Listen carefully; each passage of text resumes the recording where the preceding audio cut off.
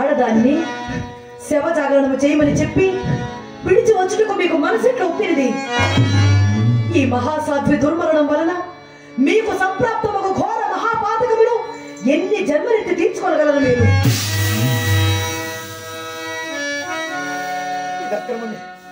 ఇది అక్రమమే, ముమ్మాటికి అక్రమమే, చింతామణి అక్రమమే.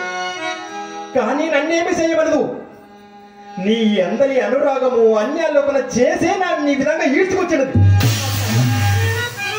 మీరు పండితులు, సర్వశాస్త్రములు అభ్యసించిన వారే. కానీ ఈ ఎంగిలి కూటిపై మీకెంత మహాకారం?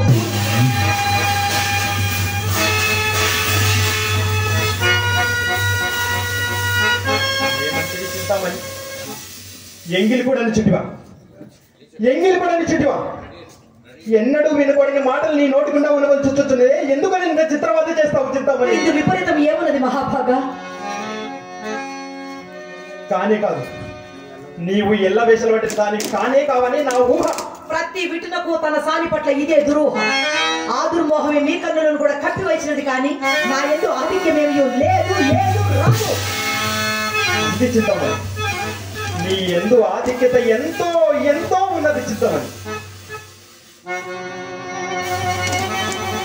జగన్మోహనకరమైన నీ సౌందర్యమే.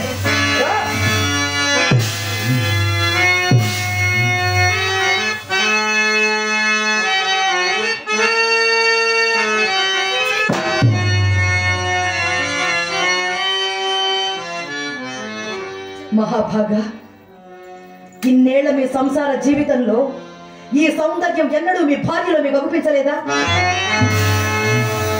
ఈ సౌందర్యం కోసమేనా కన్న తండ్రి ఇంత చచ్చిపడవులను పట్టించుకోవడం ఎంత దూరం వచ్చారు?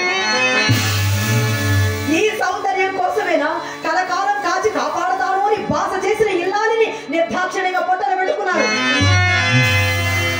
ఈ సౌందర్యం కోసమేనా మహాపండితులైన మీరు ఈ స్థాయికి దిగజారిపోయారు?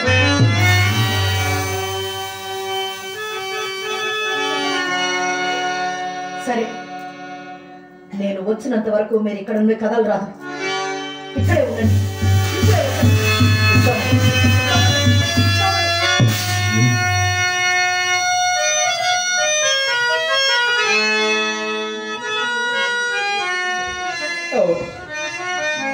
దాని పలుకులలో అసందర్భేమో.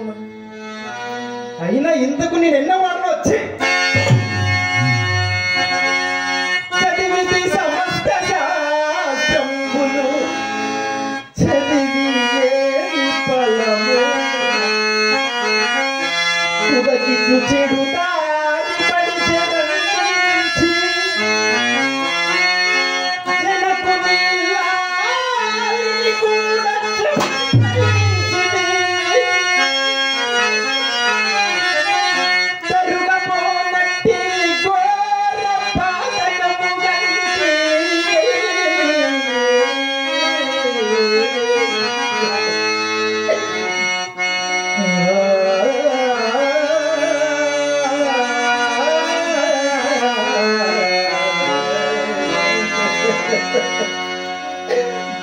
నాన్న సాక్షాత్తు పరబ్రహ్మ స్వరూపుడమే.